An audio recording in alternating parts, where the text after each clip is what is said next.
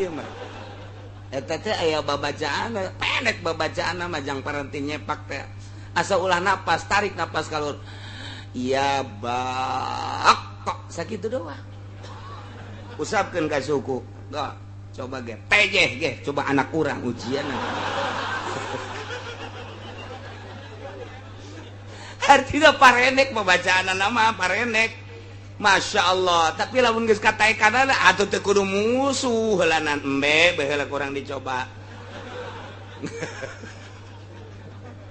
eta babacaan anu pohara luar biasa geus ditajribah ku para wali-wali Allah lempang ti dieu ka Surabaya perem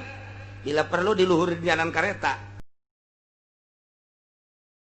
Allahu Allahu Allahu Allah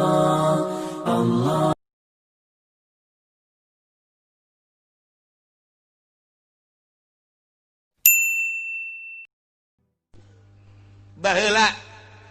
kulantaran aya santri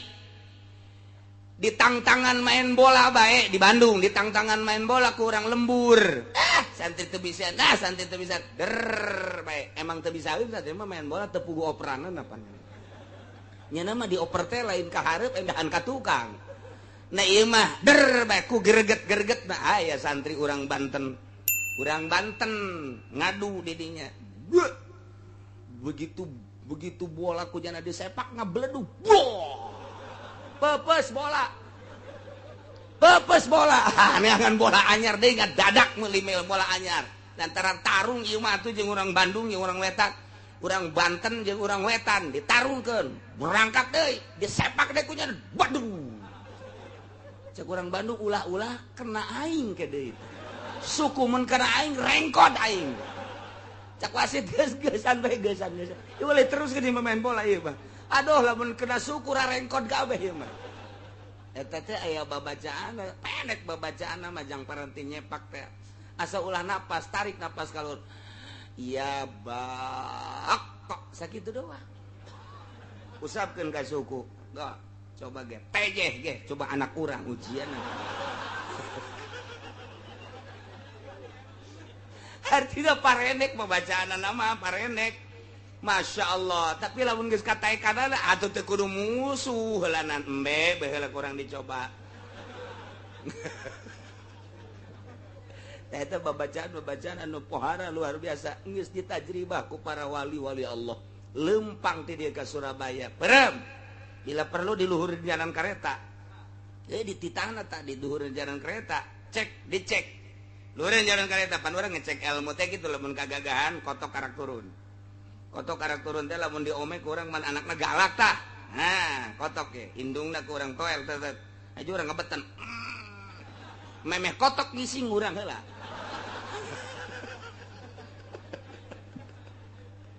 atuh aya babacaanna tah eta Islam mah kaya dengan nu kaya itu Osama bin Laden geus sabaraha kali ditewak geus sabaraha kali di naon ngaranna ditembak dan lain sebagainya tapi kan Masya Allah lolos dan lolos adapun kamari maut ajal geus teu bisa diganggu gugat ajal mah tapi perjalanannya nanti mimiti ditewak mimiti dibantai ditembak emang teu ditembak waktu kerja Amerika ditembak begitu ditembak seri we Osama mah lagi cekurang tembak seri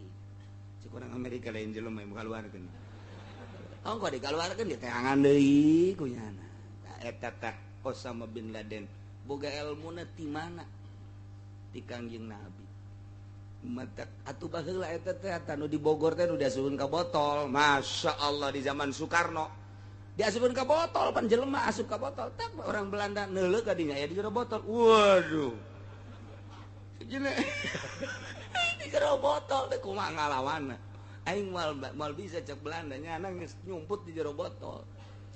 Soekarno eta emang teu dibantai emang teu ditembak emang teu dianiaya ku Belanda beuh luar biasa can waktuna maot mah teu bane seret di kumaha nang ti mana ilmu Soekarno menang tapa ilmu para wali-wali Allah Subhanahu wa ta'ala mantak dek jadi pamimpin teh kudu tapa heula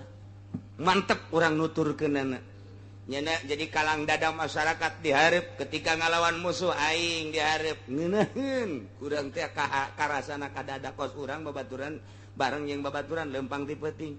aju kresek tenang insyaallah kasih anak tuturkeun aing ku sia atawa sia dihareup aing nyekelan sia jadi mau ngeunaheun kanu nuturkeunana ieu mah pamimpin teh krek naon asana ieu juri sakira ieu asa urang lumpat yuk anu banyak pamimpin kos kitu atau teu ngomong deui berebat teh heula atuh acak-acak tuh neta kudu boga babacaan paranti ngahareupan musuh geus leungit kuari kos kararitun mentek geus eueuh nyalian geus eueuh harismaan Islam teh kunaon eta nu mantak laas ku Golkar dilaaskeunana bel ku Golkar mah kiai-kiai wiridanana teu manjur lantaran kadatangan Golkar teu malanjur kiai Golkar mah kabeh Golkar aya salian Golkar suara bae termasuk sekupi teu manjur kudu cicing bae abeng malah lanjut nyekelan ilmu wali mah berat teh tapana lain wiridna mah gampang mah di buku ge loba tapi tapana nu hese ge anti terhadap dunia anti terhadap pamere menta maksudna anti menta ulah menta eta nu berat Aya Ki Zaid kajojo ku Ki Umar atau bohewel kemudian menurut cak adat mun teu gegeraan ditambahan bakal maot ai praktek bener-bener maot walau tarokal majruh mun ngantep Zaid anu bohewel ila jajurhin kana nambahan bohewel namuhlikin anu cek adat bakal maotkeun pamata kulantaran diantep haju maut Ki Zaid wajabal kisos tetep bae Umar wajib kisos balas pati deui paham Ki Umar teh Masya Allah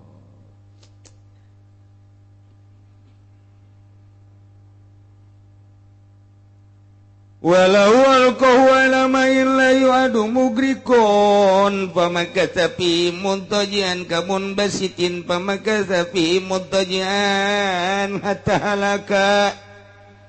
Ki Zaid gelut aduh omong jeung Ki Umar kulantaran Ki Umar mah rada gagah kabeneran gelutna dihandapeun di luhureun empang ai empangna ngan saukur sabiti sakit empangna teh sadengkul doang caingna sadengkul doang jeung empangna ge lah teu pati gede dicekel kulantaran Ki Umar mah pernah belajar penca di Cikalong cekel balamkeun buah ka empang mun kira-kira Ki Zaid hudang salamet mun kira-kira Ki Zaid haju ka sisi salamet eta mah Ki Zaid dibalangkeun ka empang nya nama cicing bae blor teh Ki Zaid cicing bae ngojain teh hudang teh mul hudang mah salamet tapi nyana endahan turun miring teh artina aju tenang-tenang we di jero cai teh kieu blor teh Ki Zaid atuh Ki Umar ge kageteun dibalangkeun ka cai sakitu aju teh hudang deui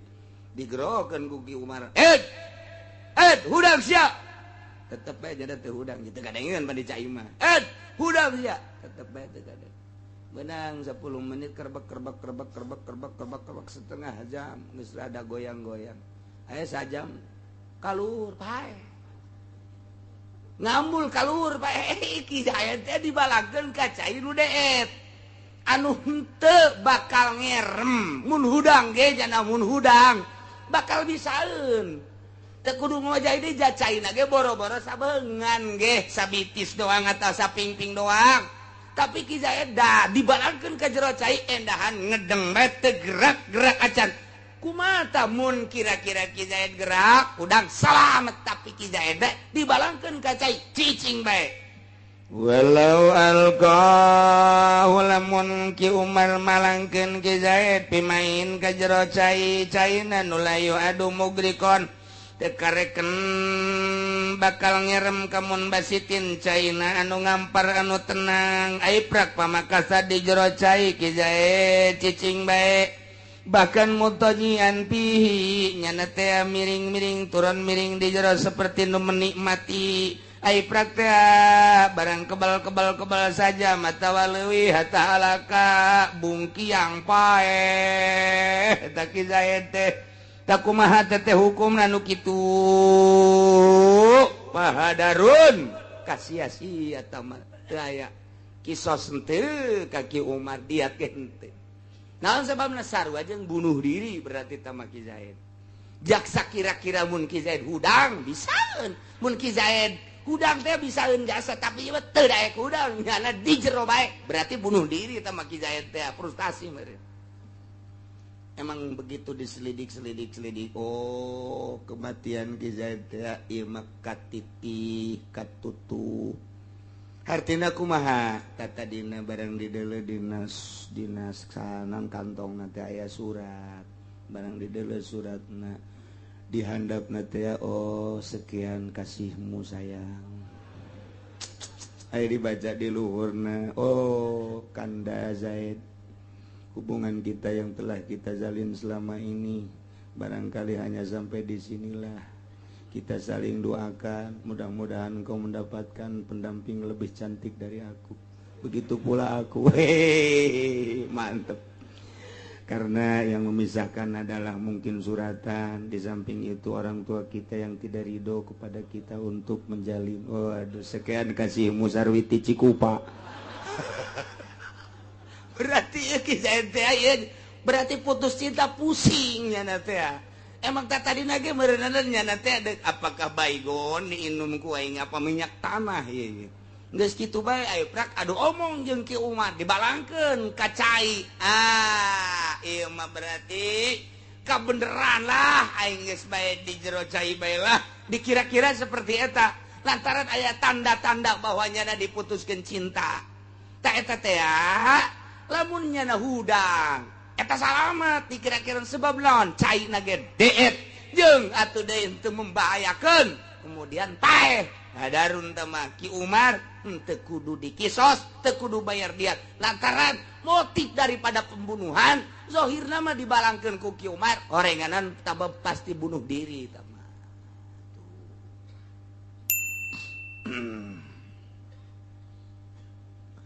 Panggilan kedua untuk Hajah Supinah dari Kedaung Barat.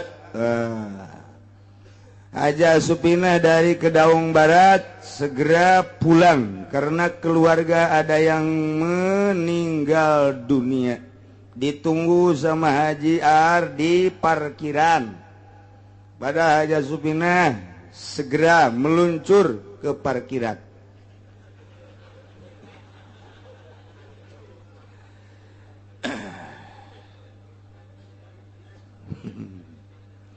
Ialah soal pembunuhan, masya Allah, masya Allah, masya Allah.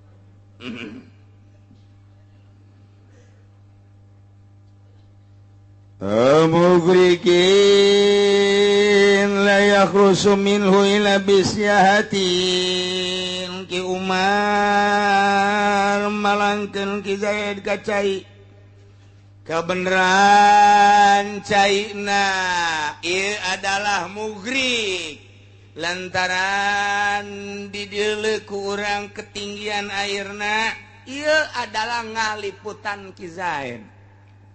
liput di Ki Zaid jero berarti liput di Ki Zaid jero komo budak macacak-cacak Ki Zaid dia liput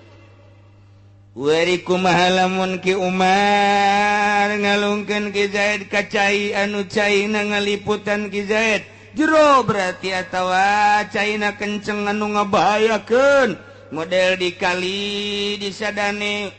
caina gede atawa di ditu di pintu air nu sok itu naon karangarana kencengna dibalangkeun ka cai nu model kitu kumaha tah lamun maot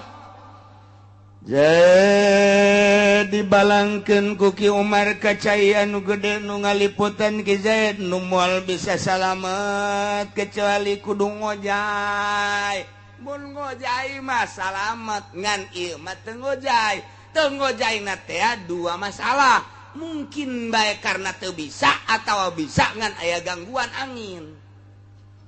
Ngojai mah ngojai, tapi aya gangguan angin gede atau ombak terlalu gede. Atau teu bisa ngojai. Ieu kumaha tah lamun kos kitu? Ki Zaid dibalangkeun ka Cisadane, kebenaran teu bisa ngojai. Bailam ya sunha lamun Zaid teu bisa ngojai. Na ieu mah Pak Amadun berarti sarua jeung ngabunuh ngahajak nama Ahmad, berarti ieu mah atuh Pak Amdun kos kitu mah kisos deui bodoh nya mah. Balas pati kisos. Zaid dibalangkeun ka Cisadane ku Ki Umar, kemudian Ki Umar teu bisaeun kana ngojai. Paeh Ki Zaid teh kisos Ki Umar. Atawa aing ngojai mah bisaeun ngan kabeneran diborong kos digapit. Leungeuna di talian, sukuna di talian dibaringkus. Aju dibalangkeun ka cai sanajan bisa ngojai, hese lantaran dibaringkus. Paeh Ki Zaid teh kisos Ki Umar. Insyaallah. Awas jaminan atawa Ki Zaid keur ngorana mah ieu hebat jasa ngojaina lantarannya nama aya keturunan Bugis. Urang Bugis bapan Masya Allah di jero teh di jero cai nya nama biasa kuat genep jam di jero cai. Wallahu alam ta urang Bugis kumaha meureun. Urang lamun deuk ka Lampung bae ka Lampung di kapal malangkeun duit eta urang Bugis di jero teh tah perebut duit. Ya Allah sajam 2 jam di jero eta di jero Masya Allah. Nah ieu konon cenah keistimewaan orang Bugis di jero cai teh bisa genep jam tapi mun maca Quran mah teu kuat teu. Orang Bugis eta ngojai mah jagona, jago jasa ya teh Ki Zaid teh ngojai teh cuman kuari mah setruk, jadi teu bisa ngojai atuh boro-boro ngojai mah boro-boro ngojai setruk mah leumpang di hararese lumpuh atawa setruk kebeneran boga masalah jeung Ki Umar lah cek Ki Umar ku aing lewat ke dia dicekel balangkeun ka Cisadane paeh kisos Ki Umar teh sanajan bisa ngojai tapi teu daek ngojai teu bisa sanajan dibalangkeun teu bisa ngojai kisos dibalangkeun bisa ngojai ngan dibaringkus kisos dibalangkeun ayeuna ku Ki Umar teh lantara nyanana geus kitu naon setruk atawa lumpuh tetep bae kisos Ki Umar teh. Wa ilmana min haridun karihin wa maujin pasibu amdin Zaid dibalangkeun ku Ki Umar kalawet sabenerna mah Ki Zaid teh jago jasa ieu ngojaina lantaran aya keturunan Bugis begitu manehanana muncul ka luhur deuk ngojai teh angin gede jasa nabrak deui ka manehanana sehingga teu datang-datang ka tepi pantai teh lantaran nabrak angin bae leles Ki Zaid teh geus eueuh tanaga kuari mah jagona Ki Zaid ngojai lantaran berhadapan jeung angin eueuh jang mun tayang naon bae papan ke naon paeh Ki Zaid teh sibhu amdin berarti ieu termasuk kana sibhu amdin diat 100 onta. Masya Allah mahal jasa nyawa teh mahal. Oh maujid atawa Ki Zaid dibalangkeun ka laut kemudian jago aing ngojai nama ngan begitu ngojai berhadapanana jeung ombak anu sakitu luar biasana nabrak ombak teu bisa-bisa teu nepi-nepi neangan jang pamuntayangan misalna papan karet ban komo parahu mah sehingga nyana leuleus jasa geus teu daya teu upaya paehlah Ki Zaid Ki Umar jatuh hukumna sibhu amdi kumaha lamun bisa ngojai ngan nyana teu ngojai Zaid jago jasa ngojaina dibalangkeun ka laut tapi nyana teu daekeun ngojai wa in amkanahu wallahu a'lam bissawab.